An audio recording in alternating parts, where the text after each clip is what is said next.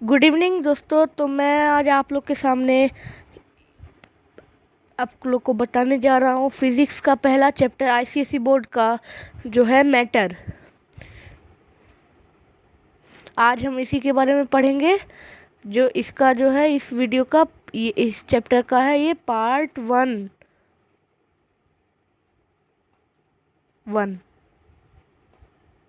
ठीक है, तो फिर आइए हम लोग इसके बारे में पढ़ते हैं।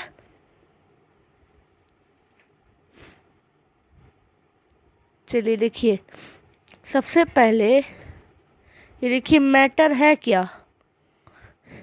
मैटर क्या है, चलिए मैटर, एक मिनट दोस्तों, अकॉर्डिंग टू साइंस लिखने का जरूरत है। Anything that has mass and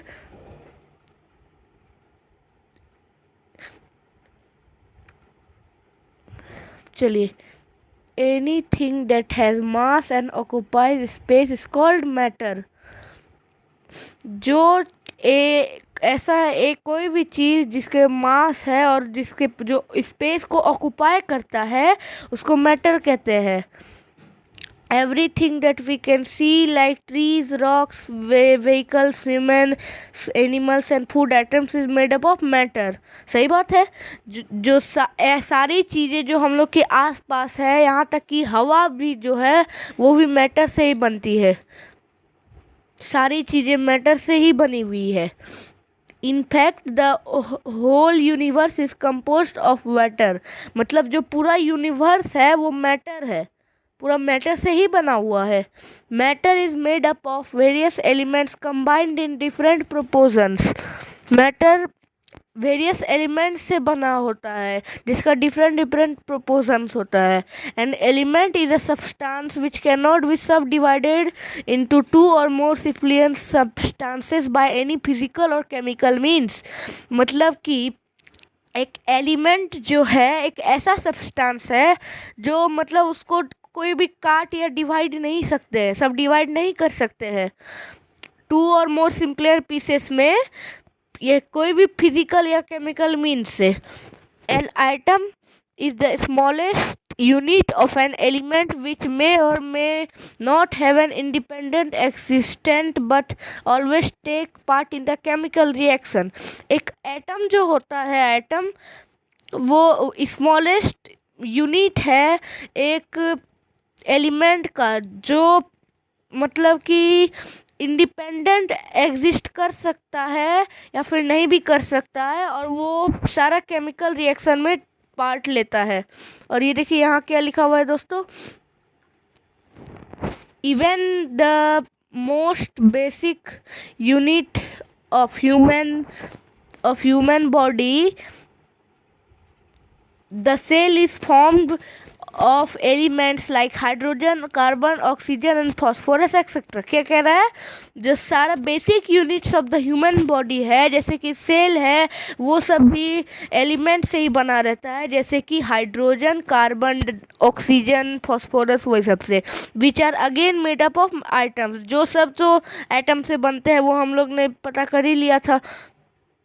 चलिए अब नेक्स्ट बढ़ते हैं। हम लोग अब आते हैं मॉलिक्यूल्स के बारे में। मॉलिक्यूल्स क्या होते हैं एन इंग्लिश, एक मिनट दोस्तों, an English chemist John Dalton experimentally found that matter is made up of very small particles called molecules. क्या होता है मॉलिक्यूल्स, कौन ढूंढ रहा है इसको, एन इंग्लिश केमिस्ट जो है जॉन डाल्टन, इसको याद कर लीजिएगा, John Dalton experimentally found that, उसने खोजा कि मैटर वेरी स्मॉल पार्टिकल से बना हुआ रहता है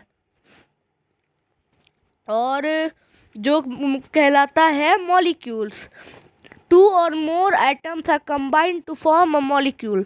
दो या दो से अधिक एटम जो होते हैं ना, ये एक मॉलिक्यूल से समझ लीजिए दोस्तों, उसके अंदर ढेर सारे एटम्स होते हैं।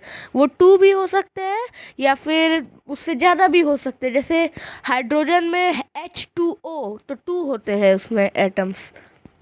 फिर combine to form a molecule, उन्हीं से एक मॉलिक्यूल बनता है और फिर उन्हीं मॉलिक्यूल से एक मैटर बनता है। A molecule is the smallest unit of matter which can exist independently and retains all it's physical and chemical properties.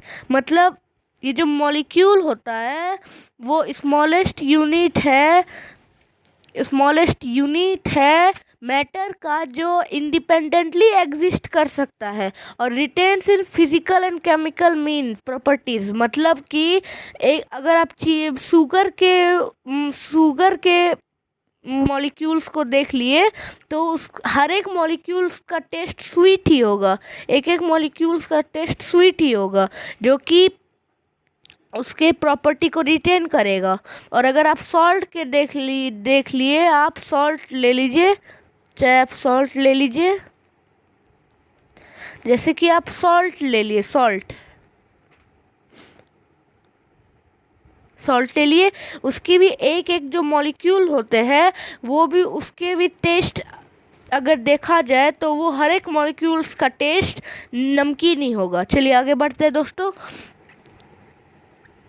A molecule can either be made of the same type of atoms like the molecules in oxygen O2 and the molecules of the hydrogen H2। देखिए क्या कह रहा है कि जो atoms of the molecules है वो oxygen मतलब वो सेम भी हो सकते हैं और अलग भी हो सकते हैं। तो सेम हो सकते हैं O2 मतलब इसमें 2 एटम्स है, एक मॉलिक्यूल में 2 एटम्स है और तो वही मॉलिक्यूल में 2 एटम्स है, वही कहा जा रहा है कि वो सेम टाइप के मॉलिक्यूल से भी बन सकते हैं, सेम भी हो सकते हैं। या फिर जैसे कि H2O है तो H2O है ये मॉलिक्यूल हुआ उसका, तो उसमें H2 और ये O ऑक्सीजन भी एक हो सकती है, ऑक्सीजन, ठीक है। तो अलग टाइप के मॉलिक्यूल से भी बन सकते हैं। यहाँ तक क्लियर हो गया दोस्तों। उसके बाद कार्बन डाइऑक्साइड में भी CO2 सेम चीज़ है 10। फिर उसके बाद देखते हैं the size of atoms and molecules is very small, it is very difficult to observe them even in with a powerful microscope। ये जो है ना एटम्स और मॉलिक्यूल्स ये बहुत ही ज़्यादा स्मॉल होते हैं, इन्हें ऑब्जर्व करना इज़ वेरी डिफ़िकल्ट। चाहे तुम इलेक्ट्रॉनिक माइक्रोस्कोप ले लो, बहुत पावरफुल माइक्रोस्कोप भी ले लोगे ना तो तब भी नहीं हो सकेगा, समझे दोस्तों। तो आज के लिए बस इतना ही। ये तो पार्ट 1 था, पार्ट 2 भी जल्दी आएगा। तब तक के लिए बाय बाय।